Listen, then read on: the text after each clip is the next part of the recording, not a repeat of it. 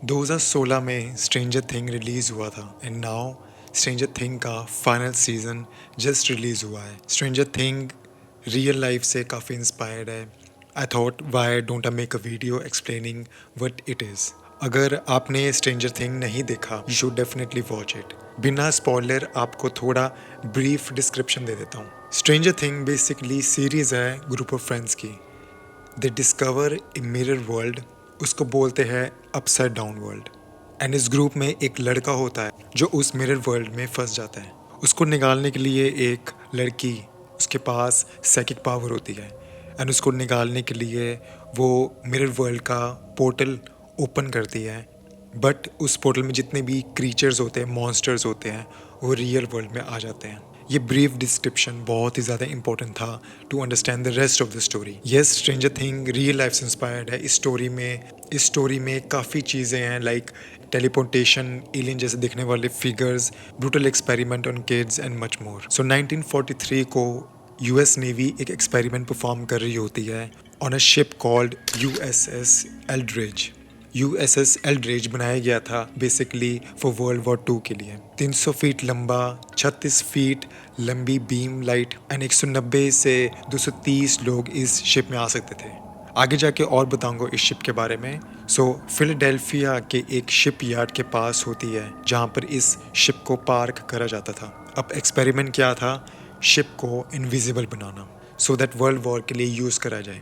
Enemies trace ना कर पाए किसी भी तरीके से, किसी भी तरीके की टेक्नोलॉजी यूज़ करके, whether it is sonar, thermal और एनीथिंग। अब हाउ एग्जैक्टली इस शिप को इनविजिबल बनाया जाएगा?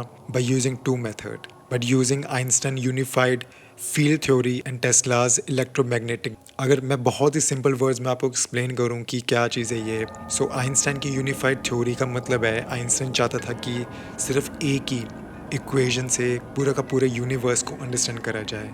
Light, sound, gravity, instead of using so many theories and equation, वो चाहते थे कि सिर्फ एक इक्वेशन हो जिससे सब कुछ एक्सप्लेन करा जाए। लाइक हर एक चीज़ की अलग थ्योरी एंड अलग इक्वेशन थी। सो इतने सारे इक्वेशन से अच्छा था कि एक ही इक्वेशन सब कुछ सिंप्लीफाई कर दे। But it is not that easy, बहुत ही ज़्यादा कॉम्प्लिकेटेड था। एंड टेस्ला का इलेक्ट्रोमैग्नेटिक डिवाइस का मतलब जो मैग्नेट एंड इलेक्ट्रिसिटी को यूज़ करके पावर जनरेट करे एंड एक मूवेबल डिवाइस बना पाए। यूएस गवर्नमेंट का एक ही प्लान था कि यूनिफाइड फील्ड थ्योरी के थ्रू टाइम एंड स्पेस से ट्रैवल कर सके एंड इलेक्ट्रोमैग्नेटिक फील्ड से शिप के अराउंड इलेक्ट्रोमैग्नेटिक फील्ड बनाकर एक बबल तैयार करा जाए सो दैट लाइट बेंड हो सके एंड शिप इनविजिबल बन सके। अब इस पॉइंट से चीज़ें काफ़ी ज़्यादा गलत होने लग पड़ती है। बहुत ही बड़ा जनरेटर यूज़ करके प्रोड्यूस करा जाता है electromagnetic field to make ship invisible.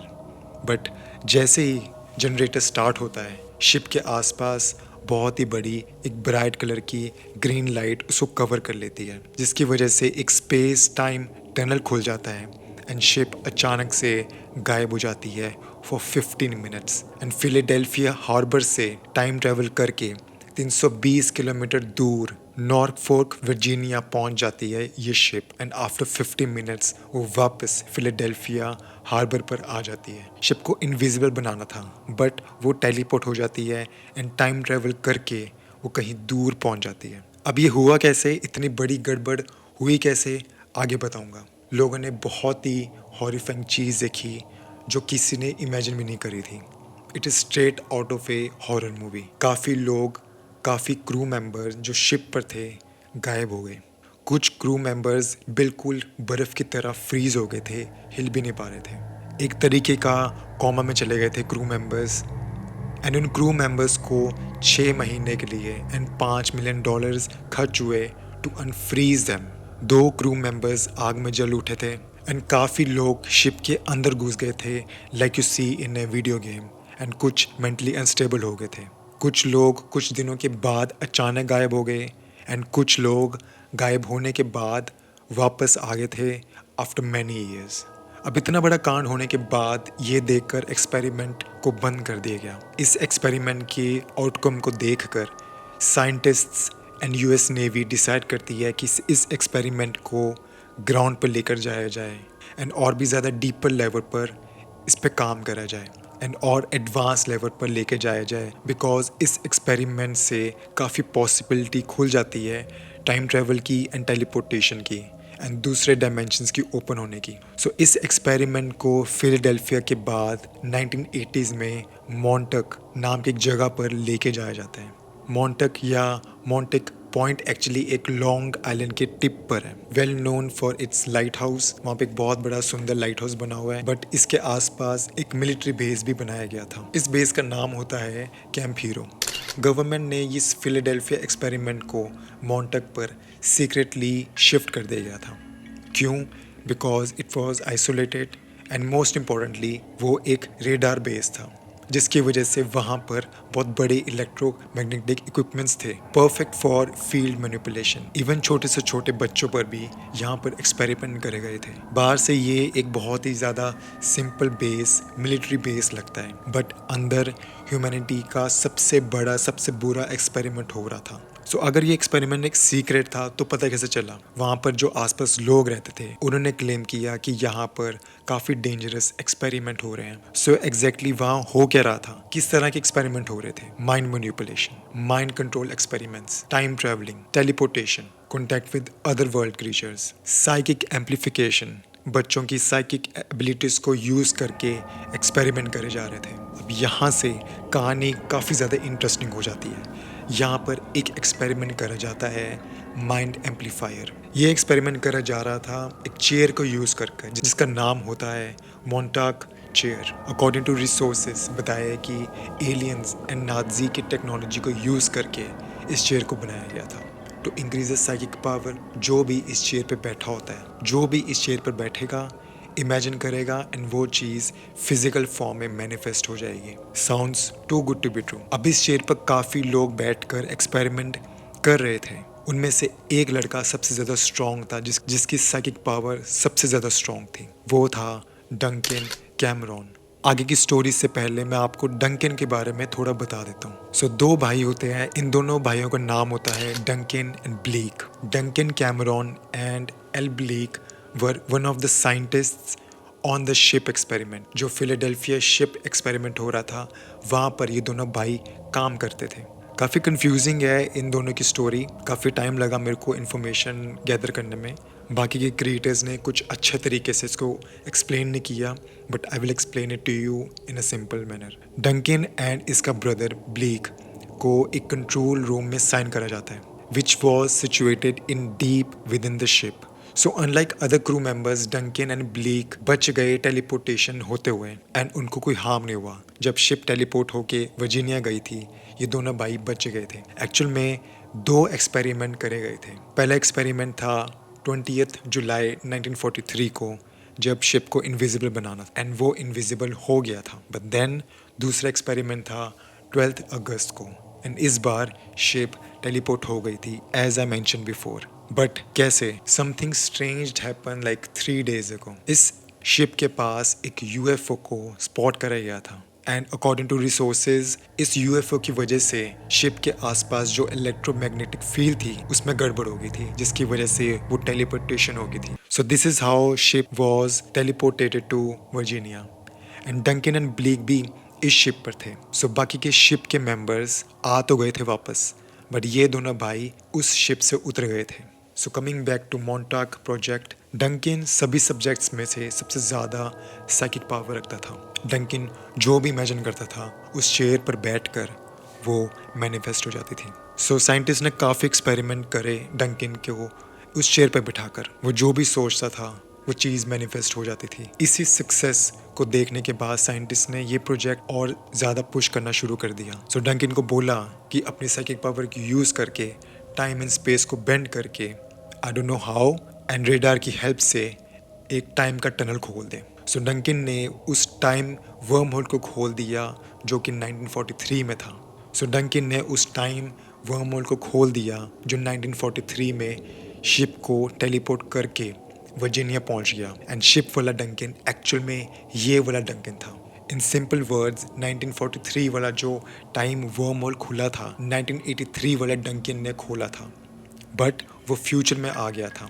जब 1943 वाला डंकिन ने शिप से जंप करके टेलीपोर्ट हो गया था। सो फ्यूचर वाले डंकिन ने पास वाले डंकिन का वर्म होल खोल दिया, जिसकी वजह से वो टेलीपोर्ट हो गया था। देन डंकिन ने एक और बहुत ही ज़्यादा खतरनाक एक्सपेरिमेंट करा। सो एक दिन डंकिन ने इमेजिन करा कि एक मॉन्स्टर को मैनिफेस्ट करने को। साइंटिस्ट बोलते हैं कि टू बी वेरी स्पेसिफिक, जो भी ये इमेजिन करेगा and use dimension to open that hole, यहाँ से उस बेस में कियोस मच जाता है। एंड कुछ दिनों के बाद कैंप हीरो के पास एक बीच पर, जो लाइट हाउस के पास बीच था, वहाँ पर बहुत ही ज़्यादा अजीब दिखने वाला एक हाफ ह्यूमन हाफ एनिमल तरीके का क्रीचर मिलता है। इस इंसिडेंट के बाद highly advance and dangerous experiment को बंद कर दिया गया था completely by the government. So story सुनने के बाद काफ़ी ज़्यादा ऐसा लगता है कि काफ़ी फिक्शनल है। इट सीम्स अनरियल कि टेलीपोर्टेशन हो गया था, वर्म होल खुल गया था, डंकिन फ्यूचर में चला गया था एंड उसने फ्यूचर में जाके पास का वर्म होल खोल दिया था। एक half human half animal creature beach के पास मिला था। क्या एक्चुअल में ऐसा कुछ हुआ था मोंटाक बेस पे, which inspired Stranger Thing, which inspired Duffel Brothers? Actual में this was all conspiracy. This was all not truth. ये पूरी कहानी एक्चुअल में एक लेटर एंड एक बुक की वजह से शुरू हुई थी। ये सारी बातें एक्चुअल में एक पेपर पर, गवर्नमेंट पेपर पर एंट्री करी गई थी। यस, 1943 में एक्चुअल में एक शिप था जिसका नाम था USS एल्ड्रेज नाम का। बट इस शिप को इनविजिबल नहीं बनाना था, ना इसको टेलीपोर्ट करना था, ऐसा कुछ भी नहीं था, बल्कि इसको डिसगॉज करना था। विच मीन्स शिप के पास जितनी भी इलेक्ट्रोमैग्नेटिक फील्ड थी उसको रिमूव करना था। उसको डिगॉजिंग बोला जाता है। शिप कभी फिलाडेल्फिया थी ही नहीं, ना वो टेलीपोर्ट होके वर्जीनिया गई थी। शिप बल्कि न्यूयॉर्क में थी the whole time. And again this was all recorded properly on the paper. So ये कंस्पिरेसी आई कहाँ से बेसिकली? सो एक बंदा जिसका नाम होता है कार्ल एलन, इसके एक लेटर से ये सब शुरुआत होती है। इसने ही फिलाडेल्फिया एक्सपेरिमेंट के बारे में लिखा था। सो 1955 में कार्ल एक लेटर लिख के भेजता है ऑन फिलाडेल्फिया एक्सपेरिमेंट पर टू मॉरिस, क्लेमिंग कि उसने एक शिप को यूजिंग UFO। अब आपको याद ही होगा फिलाडेल्फिया के सेकंड एक्सपेरिमेंट से 3 दिन पहले एक UFO स्पॉट करा गया था शिप के पास, जिसकी वजह से टेलीपोर्ट हो गया था। बट एक्चुअल में ऐसा कुछ हुआ ही नहीं था, कोई UFO नहीं था, कोई टेलीपोर्टेशन हुई नहीं थी। अब मॉरिस कौन है? मॉरिस एक UFOलॉजिस्ट होता है एंड वो गवर्नमेंट को एक लेटर लिख के भेजता है कि यूनिफाइड फील्ड थ्योरी के ऊपर रिसर्च करा जाए फॉर एंटी ग्रेविटी स्पेसक्राफ्ट। ये चीज़ कार्ल को पता चल जाती है एंड बिकॉज फिलाडेल्फिया एक्सपेरिमेंट में भी यूनिफाइड फील्ड थ्योरी यूज़ हुई थी, कार्ल मॉरिस को एक लेटर लिख के भेजता है। लेटर में चीज़ें लिखी थी एंड आइंस्टाइन की यूनिफाइड फील्ड थ्योरी को रिट्रैक्ट करा गया था बिकॉज मैथ्स बहुत ही ज़्यादा इनकम्प्लीट था एंड बिकॉज ह्यूमैनिटी इतने एडवांस इक्वेशन, इतने एडवांस थ्योरी के लिए रेडी नहीं थी। एलन बोलता है कि रसल नाम के एक आदमी ने आइंस्टाइन की इक्वेशन को कंप्लीट कर दिया था, यूनिफाइड फील्ड थ्योरी को कंप्लीट कर दिया था एंड उसने ही इस थ्योरी को प्रैक्टिकल भी करके देखा है। मॉरिस को सब बताता है कि इस शिप को टेलीपोर्ट कैसे करा गया, क्रू मेंबर्स को क्या हुआ एंड देन शिप वापस भी आ गई थी। But as I mention before, ये एक्सपेरिमेंट कभी हुआ ही नहीं था। और इसने बताया कि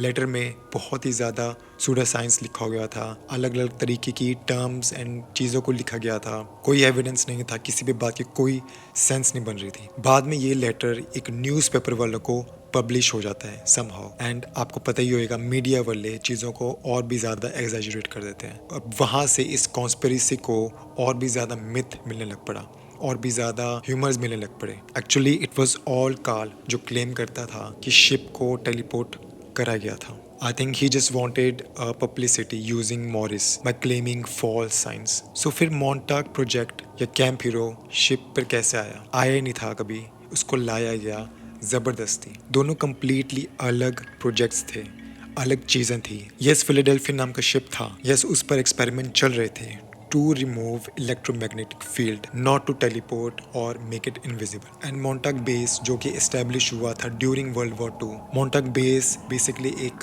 coastal base defense था जिसके आसपास अंडरग्राउंड बंकर्स थे, रेडार टावर्स थे, आर्टिलरी थी। मतलब वर्ल्ड वॉर में जितने भी इनकमिंग बॉम्ब्स वगैरह आने थे वो ये मोंटाक बेस डिटेक्ट करता था। ना कि यहाँ पर किसी भी तरीके का माइंड मैनिपुलेशन, साइकिक पावर को यूज़ करा जा रहा था, किसी भी तरीके का एक्सपेरिमेंट करा जा रहा था to open some kind of portal. Allen ने ये सारी कहानी बनाई थी। यस, डंकिन एंड बिलीक नाम के साइंटिस्ट थे, बट वो कभी टेलीपोर्ट हुए नहीं थे। न डंकिन ने किसी भी तरीके का हाफ ह्यूमन हाफ एनिमल को मैनिफेस्ट किया था। सब कुछ फैब्रिकेटेड था, सब कुछ कॉन्स्पिरेसी थी। सो 1980s में उस मोंटाक बेस को बंद कर दिया गया था and slowly it became a sight seeing. वहाँ पे लोग आते जाते रहते थे। वहाँ पे किसी भी तरीके का एक्सपेरिमेंट कंडक्ट नहीं हो रहा था एंड ना कोई एविडेंस मिला। अब ये मोंटाक प्रोजेक्ट और भी ज़्यादा कॉम्प्लिकेटेड हो जाता है, ये कॉन्स्पिरेसी और भी ज़्यादा कॉम्प्लिकेटेड हो जाती है। प्रिंसटन निकोलस नाम का एक आदमी क्लेम करता है वो मोंटाक प्रोजेक्ट की टीम का हिस्सा था। निकोलस ने एक्सपेरिमेंट बंद होने के काफ़ी सालों के बाद एक बुक लिखी थी, Montauk project experiment in time in 1992। Book में काफ़ी बोल्ड क्लेम्स करता है about the secret experiments. Book में निकोलस क्लेम करता है कि वो प्रोजेक्ट पर काम कर रहा था, like time travelling, teleportation and psychic abilities. उसने बुक को काफ़ी ज़्यादा डार्क एंड सीक्रेट बताया। निकोलस ने क्लेम किया कि यूएस गवर्नमेंट इस एक्सपेरिमेंट को साइकोलॉजिकल वॉरफेयर में कन्वर्ट कर सकती है। वो बताता है कि मोंटाक प्रोजेक्ट कनेक्टेड है CIA के सीक्रेट माइंड कंट्रोल प्रोजेक्ट से। उसने ये क्लेम किया है कि ये एक्सपेरिमेंट एक्चुअल में नाजी का प्रोजेक्ट था, बट वहाँ पे साइंटिस्ट्स को कुछ हो गया एंड अमेरिकन साइंटिस्ट्स ने इस चीज़ को टेक ओवर कर लिया था। बट उसके पास कोई एविडेंस नहीं था, कोई ब्लूप्रिंट्स नहीं था, कोई फोटोज़ नहीं थी। इसकी बुक काफ़ी ज़्यादा फेमस हो गई थी because he was on a TV program जिसने पब्लिसिटी दे दी थी इसके बुक को। इवेंचुअली ब्लीक नाम का जो साइंटिस्ट था जो शिप पर काम कर रहा था, उसकी डेथ हो जाती है 2011 में, निकोलस की 2018 में एंड डंकिन की 2019 में। अब डफर ब्रदर्स को इस एक्सपेरिमेंट से इंस्पिरेशन कैसे मिली? आई एम होपिंग आपको इस पॉइंट पे सब कुछ समझ आ ही गया होगा कि कैसे उनको इंस्पिरेशन मिली। एक्चुअल में स्ट्रेंजर थिंग का पहला नाम मोंटाक ही रखा गया था, but then they changed. There were few things that inspired Stranger Thing from this conspiracy. जैसे Stranger Thing में हॉकिंस नाम की एक लैब होती है, वैसे ही रियल लाइफ में मोंटाक था। स्ट्रेंजर थिंग में एक 11 नाम की एक बच्ची होती है जिसके पास बहुत ही ज़्यादा स्ट्रॉन्ग साइकिक पावर होती है। कॉन्स्पिरेसी में भी साइकिक बच्चे थे जिनके पास माइंड कंट्रोल एबिलिटीज थी। स्ट्रेंजर थिंग में अपसाइड डाउन दुनिया थी, कंस्पिरेसी में time portal and inter dimension थी। स्ट्रेंजर थिंग में विल नाम का बच्चा गायब हो जाता है एंड कंस्पिरेसी में डंकिन गायब हो जाता है। वो शिप से टेलीपोर्ट होके फ्यूचर वाले मोंटाक प्रोजेक्ट पे शिफ्ट हो जाता है। स्ट्रेंजर थिंग में 11 एक्सीडेंटली डेमीगॉर्गन को मैनिफेस्ट कर देती है। कंस्पिरेसी में डंकिन एक मॉन्स्टर को मैनिफेस्ट कर देता है। डफर ब्रदर्स ने खुद ये बोला था कि उनको मोंटाक प्रोजेक्ट से इंस्पिरेशन मिली थी। निकोलस की बुक ने वहाँ पर रहने वाले जितने भी लोग थे उन सबको इन्वॉल्व कर दिया था, like James, Bruce, Stuart and Dunkin and उसके ब्रदर ब्लीक को, एज मेंशन बिफोर। दोनों ब्रदर्स ने बताया कि वो भी एक्सपेरिमेंट का एक पार्ट थे। जब शिप इनविजिबल हुई एंड टेलीपोर्ट होके 20 साल आगे मोंटाक प्रोजेक्ट पर चली गई थी। हज़ारों लोगों ने मोंटाक बेस को जाकर एक्सप्लोर करने की कोशिश करी। उन्होंने कैंप हीरो बेस पर गए एंड वहाँ पर हिडन ट्रूथ जानने की कोशिश करी। Even though it is sealed by government, trespass करके लोग गए बट उनको कुछ मिला नहीं। ज्योग्राफिकल सर्वे से पता चला कि कैंप हीरो जो मोंटाक बेस था उसके अंडर भी काफ़ी सारे हिडन टनल्स एंड चेम्बर्स थे। अब यहाँ पर एक और इंटरेस्टिंग चीज़ पता चली कि जब कैंप बेस एंड मिलिट्री के बीच में एग्रीमेंट हुआ था डिफेंस बेस को लेके, एग्रीमेंट सिर्फ ऊपर वाले पोर्शन का हुआ था, अंडरग्राउंड टनल्स का नहीं। ये डिटेल लोगों में काफ़ी स्पेकुलेशन ग्रो कर रही थी अगेंस्ट द गवर्नमेंट। अगर आप गूगल मैप को यूज़ करके इस लोकेशन की जगह ढूंढोगे आपको कुछ रेडार्स भी मिलेंगे। काफ़ी लोगों ने बताया कि वो अभी भी टाइम टू टाइम रेडार को चलते हुए देखते हैं। रैंडम हेडेक्स होते हैं because of frequency, but explorer ने बेस को एक्सप्लोर किया बट उनको कुछ एज सच मिला नहीं बिकॉज एवरीथिंग इज सील्ड। अब क्या ये सच है, क्या ये झूठ है? गवर्नमेंट की हिस्ट्री है, झूठ बोलती है गवर्नमेंट बहुत ज़्यादा। यूएस गवर्नमेंट ने ऐसा कुछ नहीं बोला, ऐसा कुछ हुआ था, ऐसे इस तरीके का एक्सपेरिमेंट कभी हुआ था। बट लेट्स जस्ट से ये कंस्पिरेसी रियल थी। सच देर आर पीपल जिनके पास साइकिक पावर है टू ओपन टाइम होल। कितनी ईरी एंड कितनी ज़्यादा फैसिनेटिंग बात हुई। लेट मी नो आपको क्या लगता है कि ये मोंटाक प्रोजेक्ट रियल था, ये कॉन्स्पिरेसी थी? क्या आप चाहते हो कि स्ट्रेंजर थिंग जैसी चीज़ हमारे रियल लाइफ में हो या नहीं? अगर आपको ऐसे ही dark, strange, mysterious, true crime, अजीबोगरीब कहानियाँ पसंद आती हैं, I make such videos. Until then, stay safe and take care.